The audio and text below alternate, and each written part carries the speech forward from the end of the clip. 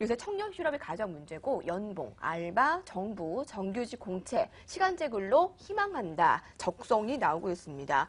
먼저 적성이라는 단어와 함께 희망한다라는 단어도 보이는데 본인의 적성에 맞는 일자리를 누구나 찾기 원하잖아요. 네네.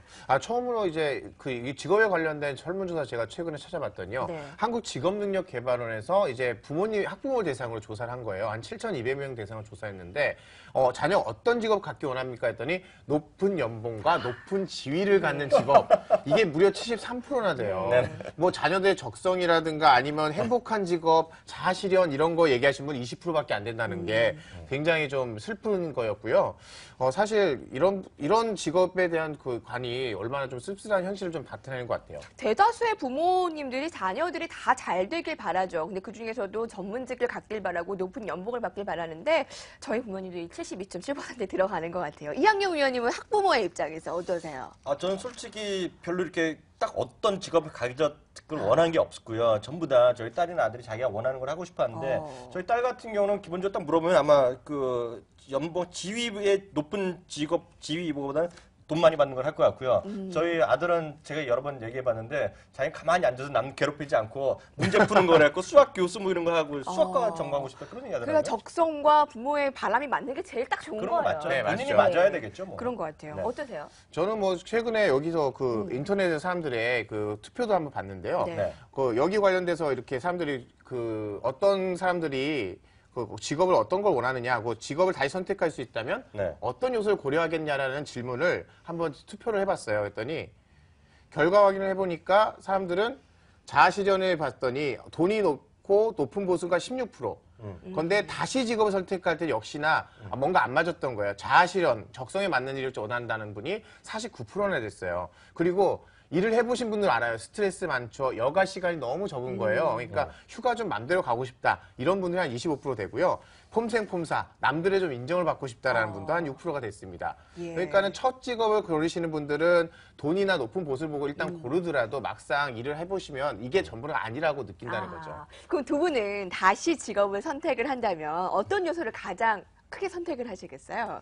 저부터 얘기해 드릴까요? 사실 저는 이거 솔직히 고백하는 건데요. 저는 처음에 직장 생활 구할 때 딱 하나 있어요. 돈 많이 주는데. 그래서 지금 아까 설문조사가 딱 맞아요. 맞았던 거예요. 저 솔직히 처음에는 머니. 네, 그래갖고 제 이제 동기들 있고 뭐 같이 졸업한 애들이 있는데 증권회사 꽤 많이 갔어요. 그 중에서 대우증권이 돈 제일 많이 주는 거 레벨이었기 때문에 딱 갔거든요. 그랬군요. 근데 딱 한 6개월 지나면서 제가 후회를 한 거예요. 왜냐하면 저랑 비슷할 때였는데 그때 장기 신용은행이라는 데가 있었어요. 네. 근데 거기 한 두세 명이 가더라고요. 전 몰랐는데 거기가 연봉이 저희보다 1,000만 원을 더 주는 어우, 거예요. 대단한데요? 딱 부러운 거죠. 내가 정말 잘못했다. 그때 빅데이터가 있으면 더 분석을 했어야 되는데 주위 몇 개 얘기만 듣고 간 거죠. 근데 제가 그 다음에 한 3년 있다가 정말 또 한 번 느꼈어요. 왜냐하면 IMF 지나면서 그 장기 순이행 그 좋던 은행이 날아갔어요. 완전히 없어졌거든요. 그렇네요. 네. 그러다 보니까 그 느낀 거 역시 돈도 중요하겠지만 그보다는 네. 안정된 그룹이 중요하다고 했는데 문제는 대우그룹도 날아갔으니까 선택이 완전히 잘 된 건 아니었는데 그렇죠. 보니까 네. 그보다는 돈도 중요하고 안정된 중요하지만 결론은 뭐냐면 자기한테 맞는 걸 해라. 적성에 맞는 거. 그래서 제가 오늘 여기에 있다. 이렇게 말씀드립니다. 이학용 의원께서는 첫 직장부터 지금까지 아주 잘 오셨네요. 제가 그러니까요. 전문적으로 제가 말씀드리잖아요. 지금 이게 다. 그러니까요. 저는 직업 선택에서 이제는 가장 중요한 게 와이프의 원하는 건데요. 제가 답을 드릴까요? 네. 그럼 높은 연봉이에요. 그것만이 중요한 게 아니에요. 아니 그게 중요해요. 그리고 네. 부인 입장에서 집에 잘 안 들어와도 일단 돈 많이 갖고 오고 정확하게 뭐 늦게 아시네요. 들어오는 거? 그리고 그런 걸걸요? 와이프가 원하시는 건요. 되도록 집에 늦게 들어오고 주말에도 나가서 일하면서 돈 많이 버는 거. 근무강도 높고. 이게 바로 중요한 거죠. 대신 해외여행을 와이프 모시고 가야 되니까 휴가는 좀 마음대로 낼 수 있는 거. 이걸 딱 원할 것 같습니다. 저도 행복하면서 적성이 많고 다른 사람들에게 긍정적인 영향을 줄 수 있는 그런 사람이 되고 싶습니다. 혼자만 좋은 거 하세요. 아니 정말요. 저의 저도 다시 할 수 직업관이에요. 있는데 그런 거.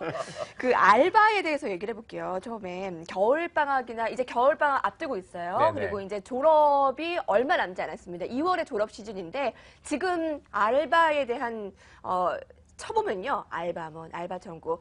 그 실시간 검색어에서 늘 상위에 올라와 있는 것이 바로 이 단어 알바입니다. 네. 뭐 여기 지금 아르바이트 구하고 있는 학생들도 팁으로 알려드리면 네. 지금 국내 알바 시장은 알바 천국과 알바몬의 양강구도예요. 그게 들어가면 되겠네요. 네, 그 네이버 트렌드를 봤더니요. 예전에는 아르바이트를 검색했고 요즘엔 줄여서 알바를 검색했는데 그보다 요즘에 아예 더 많이 올라오는 게 알바 천국과 알바몬을 검색하는 양이 훨씬 많다는 겁니다. 네. 그러니까 최근에 이제 좀 알바 천국이 조금 격차를 벌리면서 1등을 하고 있는데요. 여기가 사실 굉장히 사람들한테 먹혔던 게 뭐냐면 이른바 귀족 알바죠. 천국의 알바를 먹힌 거예요. 뭐냐면 피지섬에서 상어 먹이주기 아르바이트 하면 1,000만 원 줍니다 한 거예요.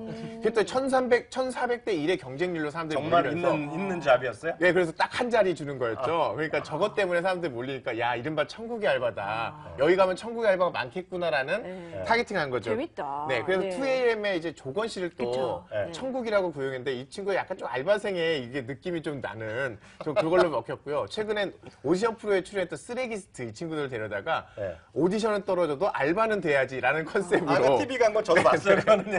이걸로 해서 좀 약간 비주류들의 컨셉이나 이런 걸 네. 맞춰서 굉장히 인기 있는 광고죠. 예전과는 정말 구직 문화가 많이 달라질 것 같아요. 네, 맞습니다. 사실 알바천국이요. 원래 전실이 뭐였냐면 벼룩시장이에요. 아, 벼룩시장? 그래요? 벼룩시장 아세요? 옛날에 그 골목마다. 신문, 네, 맞아요. 그렇죠. 예전에 알바 구한다고 하면 그 벼룩시장을 뽑아서 아르바이트 네. 자리를 구했는데 이게 좀 시간이 지나니까 이제 안 보잖아요, 그거를. 네. 그러니까 벼룩시장은 돈을 많이 버신 이 미디어일 홀딩스 회장님이 야, 이제는 인터넷 시대다 해서 채운 게 알바 천국이고요. 잘 차렸네. 덕분에 이제 네. 또 대박이 나서 알바 천국도 자동차가 잘 됐고 그래서 이거 가지고 이분이 좀 포인트를 잘 잡아요. 그래서 부동산 서브, 그래서 네. 부동산 정보도 하고 요즘에는 뭐 딘타이펑이나 뭐 모스버 같은 외식업으로도 확장하고 있는 그런 회사고요.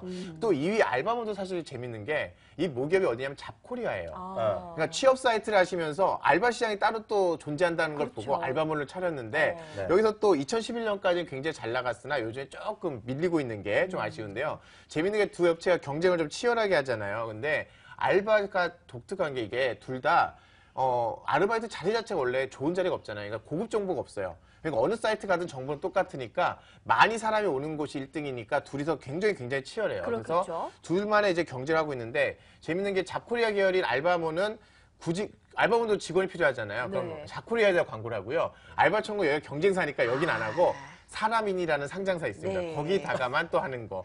근데 자원 보면 이제 또 아르바이트 자리는 아르바 사이트 가지만 정작 그 알바 사이트도 정규직으로 할 땐 취업 사이트에 간다는 거. 굉장히 심하네요. 저는 광고가 항상 기억에 나요. 알바는 알바몬, 아니 알바몬은 알바몬. 네, 맞아요. 그리고 알바천국, 알바천국. 그러네요. 그 맞아요. 저는 음치라고 따라하지 못하는데 정확하게. 그 일본에서는요, 프리터족. 근데 이 말이 진짜 있는 거예요? 모르겠어요. 일본에서 만든 말 아닌가 모르겠네요. 그러니까 프리라는 해서 네네. 프리에서 이제 티처 같이 ER을 네, 붙여서 맞아요. 네. 알바를 내가 그냥 원할 때 타이가 아니라 자의에 의해서 알바만 하는 네네. 사람들이 많다면서요. 사실 알바 시장에 국내에서는요, 뭐 학생들이나 군대 막 네. 다녀온 사람 정도인데, 일본 같은 경우는 이게 아예 알바만 해도 워낙 단가가 높기 때문에 먹고 사는 거예요. 그러니까 아르바이트만 전문적으로 하고 다니는 사람들 이제 이걸 아예 알바 자체가 직업인 사람들이죠. 이게 프리표족인데 한국에서는 이게 안 돼요. 왜냐하면 알바 단가 워낙 낮아서 그렇죠. 알바만은 먹고 살지 못한다는 거죠. 네, 네. 그러니까는 다들 알바 천국에서 알바를 구하다가 나중에 결국은 일자리 정규직 찾아서 사람인으로 가게 된다. 이게 하나의 트렌드라고 볼 수 있죠. 해외 학생들은 아르바이트 문화가 많이 발달되잖아요. 사실 미국이나 캐나다 같은 경우에는 제가 이제 그 수업을 이렇게 주위에서 보면은요 가장 제가 마음에 드는 게 10학년이니까 우리를 보면 고1인데요. 네. 정규 무조건 들어야 되는 게 플래닝 10이라는 게 있어요. 그러니까 10살 10학년 때 해야 되는 플래닝이라는 게 인생 계획을 세우라는 거잖아요. 이게 뭐냐면 무조건 수업을 들어야 되는데 이게 보면 이제 자기의 그 경제 생활이라든가 그 12학년 졸업해서 자기가 어떤 취업을 하느냐, 대학교를 하느냐, 예산이 얼마만큼 들어가느냐, 그리고 최소한 돈을 얼마 받느냐, 아니면 돈을 못 받았을 때 어떻게 고소를 하냐, 이런 거에 다 배우는 거예요. 그럼요. 그런 게 이제 삶의 예. 공부죠. 그리고 이력서도 막 같이 쓰는 거예요. 그래서 제가 예를 하나 드리면 저희 딸이 12학니까 우리로 보면 고3 때 수학여행 가게 돼 있는데 부모들 다 불러서 이렇게 애들한테 이렇게 하는 거예요. 예를 들어서 얼마나 돈이 있으면 절반은 부모가 내라. 네. 근데 그것도 나중에 갚아라. 그럼 나머지 반은 너희들이 일을 해서 벌을 넣어서 가라는 얘기예요. 그러니까 직접 이력서를 다 쓰고요. 그 동네 구역을 정해서 애들이 단체로 다녀요. 취업하겠다고. 그래서 저희 딸도 결국 여기서 일을 구해갖고 일을 계속해서 저는 사실 우리 날이 뭐 고1 때부터 용돈을 준 적이 없어요. 지금도 안 주시잖아요. 지금도 줄 이유가 없죠. 근데 예. 진짜 이게 인식의 차이예요. 네. 저희 부모님 보수적이어서 제가 고등학교 때 아르바이트를 너무 하고 싶어서 한번 아르바이트를 했다가 엄마한테 딱 끌려서 바로 그 자리에서 질질질질 몽둥이가 끌려갔다는 이런 실화가 있습니다. 그래서 그때 하는 말이 있죠. 우리나라 부모님들은 누가 너 보고 나가서 돈 벌래? 그 시간에 공부나 공부해야지. 해. 네, 그렇죠. 그런 거라니까요. 근데 봐봐요. 아직 용돈 안 주신다고 하는데 저는 아직도 아빠한테 용돈을 받아요. 이런 게 문제라니까, 한국 아이들이. 자, 그럼 석인들의 일자리 문화는 어떤가요? 그럼? 사실 저는 이 부분은 꼭 좀 말씀드리고 싶은데 우리나라도 보면 시간제 일자리 요즘 얘기가 많이 있잖아요. 여당, 야당 뭐 반발도 많은 것도 사실인데요. 그 유럽이랑 영국, 캐나다랑 미국이랑 또 약간 다른데요. 유럽 이런 쪽의 문화는요. 잡 쉐어링이 들어갑니다. 그래서 일자리는 나누는 것인데 여기서 약간 유의하셔야 되는 것이요. 일을 나눈다고 해서 전체적인 근무 시간이 줄어드는 것, 그 업무 시간이 줄어드는 거 아니에요. 은행을 예로 들면 우리나라 은행은 9시부터 4시 정도 까치하고 그다음에 자기네들은 일을 할지 모르는데 네, 우리는 네. 업무를 못 보잖아요. 네, 보통 네. 고객들은요. 근데 보통 미국, 유럽 다 마찬가지인데요. 아침 8시부터 대부분 저녁 6시까지 하고요. 금요일 좋다. 목요일 날 네. 금요일은 보통 8시, 9시까지 하는 데 있고요. 토요일은 웬만한 건 다 하고요. 일요일 날도 사람이 많은 곳은 다 일을 하는데 문제는 제가 지점장 깜짝 놀란 게 지점장 정도만 풀로 거의 일을 하고요. 네. 나머지들은 일주일에 보통 3번 내지 4번. 그것도 잡 시간에 따라서 나눠서 업무 시간은 많은데 일하는 사람이 많고 일을 나눠서 하는 거예요. 그러니까 그렇게 일자리가 되면 많이 일자리가 더 많이 늘어나니까 더 그런 좋은 거죠. 거 예. 아닐까요? 그래서 자기 개인 개발 개인 일하고 있고 여자분들은 애들 다 키우는데 아무 문제 없게 이렇게 만들어 놔 있죠. 네. 이런 게 바로 그렇다. 창조 경제 아닌가 싶네요. 네. 우리는 9 to 6, 다 이게 정해져 있고, 그때 야근까지. 그렇죠. 유비찬 기자 지금 눈에 다크서클 맞아요. 내려오잖아요. 9 to 5 하지만 그 미국 동부 시간이면 서부 쪽이면 9시가 6시잖아요. 아침 6시부터 오후 2시까지 일하는 사람이 있는 거예요. 아니 업무 시간 때문에라도. 우리나라 청년 실업 문제다 하는데 이렇게 좀 일자리를 나누는 것도 나쁘지 않을 것 같습니다. 네. 시간제 일자리를 우리도 이제 늘린다라고 하네요. 그럼요. 정부가 2017년까지 시간제 일자리를 90만 개 창출하기로 했는데요. 네. 이제 공공부문에서도 일부를 떼주고 민간 기업은 이제 채용을 하게 되면은 이렇게 지원을 해주기로 했는데요. 여기에 부합해서 삼성이 이제 6천 명의 시간제 일자리 뽑았고 LG도 계열사별로 500명을 뽑습니다. 그리고 유통 쪽에서는 롯데가 내년 상반기까지 2,000명. 신세계가 이미 1,000명을 뽑고 1,000명 더 뽑기로 했고요. 신한은행 금융 쪽에서도 200명을 채용하기로 했는데 보니까 하루 4시간을 일하는데 연봉은 원래 정규직 풀타임 하시는 분의 한 60% 정도래요. 아, 그럼 전 4시간짜리 한 3개에서 638 그죠. 연봉 이렇게 올리면 안 되나?